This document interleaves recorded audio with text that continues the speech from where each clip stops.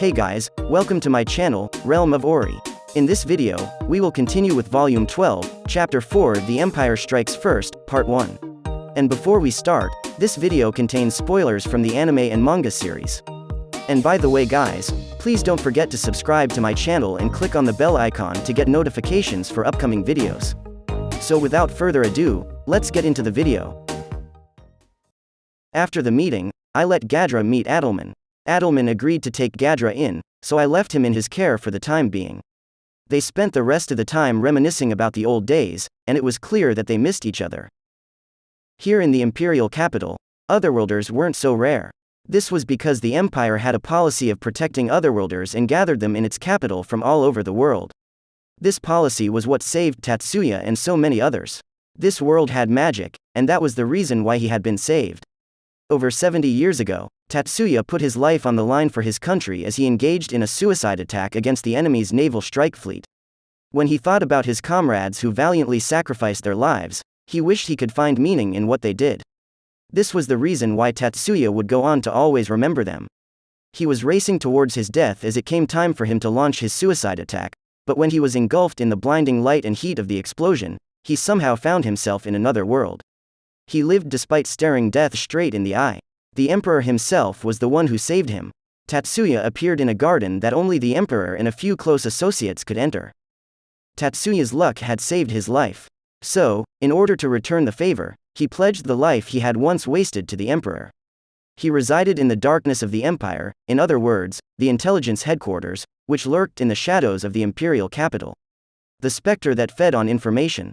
A man of many names that was First Lieutenant Kondo. He was the head of the Imperial Intelligence Agency. None of the corps commanders dared to make light of his existence, as they had never actually seen who he really was. Gadra had sent Shinji and his team to conquer the dungeon. And of course, the Imperial Intelligence Agency was well informed of this information.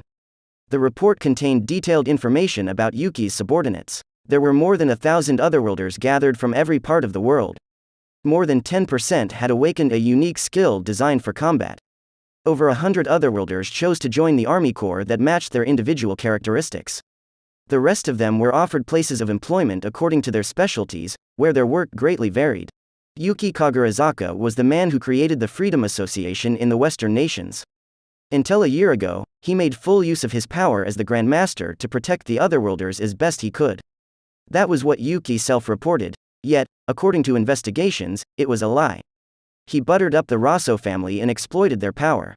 In the West, forbidden summonings of Otherworlders were conducted. And from the investigation, there was a massive number of summoners who performed them.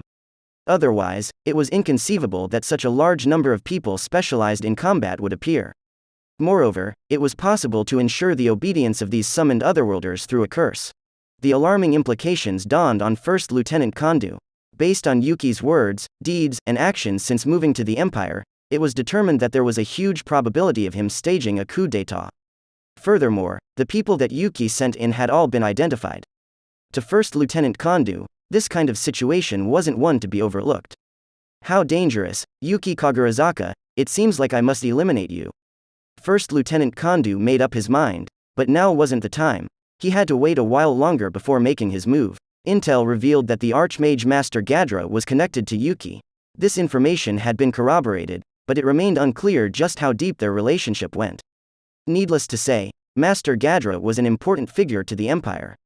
Although it seemed unlikely for him to commit treason, Kondo knew that the reason why Master Gadra and the Empire had a cooperative relationship solely came down to his goals aligning with the principles of the Empire. In that case, that old man will also pose a significant threat. If so, if Yuki or Gadra showed any unnatural signs, then when that time comes, don't expect a public trial, dance for the Empire. Your lives are already in the palm of my hand. His eyes shone with a cold light as First Lieutenant Kondo muttered quietly to himself. A one-eyed man sat in a posh chair in an office with a luxurious desk. His name was Calgurio, and he was the commander of the Armored Corps, which took pride in being the most powerful force within the Empire. On the desk in front of him lay several magic crystals. These magic crystals, which were a source of magical energy, there were also natural magic stones dropped by monsters. Such natural magic stones were of incomparably high quality and were commonly used as ornaments or magic catalysts, rather than as fuel. Without a regular supply of them available, they had no value as an energy source. The closer he examined it, the more readily apparent its brilliant quality became to him. It was a summary of the Research Institute's findings. With a magic crystal of this purity, 100 Empire-made magic stones could be produced. That was what the report had concluded. Damn you, Gadra, don't you dare think you can hide this cash cow from me. He had paid off the research staff so that they would let him know when something amiss had happened, which led to this astonishing report. Gadra had brought in these magic crystals fairly recently. It was unknown where he got them, but judging from the number, it could be surmised that he found a colony of monsters. He doubted there was a possibility for them to domesticate whatever monsters produced these crystals, but thought that it would improve the energy situation of the Empire if they engaged in regular raids. However, it was apparently more complicated than that. If we aim to acquire a sustainable supply of energy, it will be paramount for us to secure the place that produces these magic crystals. Rather than listing possible locations where such a habitat may be found, they had already secured a fix on the precise location. That place being the dungeon, rumored to be in the domain of Demon Lord Rimuru. Recently, he's been so chummy with that runt, Yuki, that he doesn't even pay me a visit anymore. I can't let you milk that golden cow all on your own and get away with it. That's unforgivable. Calgurio heard an interesting story from the high-class nobles whom he was friends with. They came over in great numbers, and, with wicked smiles on their faces, they relayed the information to him. According to their report, Gadra ventured out to investigate the labyrinth and lost 3 of his disciples while there. What Gadra brought back with him was the problem. Apparently, he didn't only bring back the magic crystals, but some other loot, too. The noblemen had brought with them swords of exquisite quality, which, after some consideration, Calgurio bought. One of the 3 swords was sent to his corp's technical team for examination. These are very rare items, and they may have some kind of mysterious effect, you know? The nobleman proudly presented them to Calgurio in the most grandiose and overblown fashion, in a transparent effort to sell them. This was despite the fact that these goods were offered to them by Gadra himself. When Calgurio asked them what Gadra's demand was, they would feign indifference and reply with suspicious remarks like, "Of course, we can't answer that, can we?" In the end, he purchased each sword for 100 gold coins, or 300 gold coins in total. Regardless, there remained something in the back of his mind that bothered him.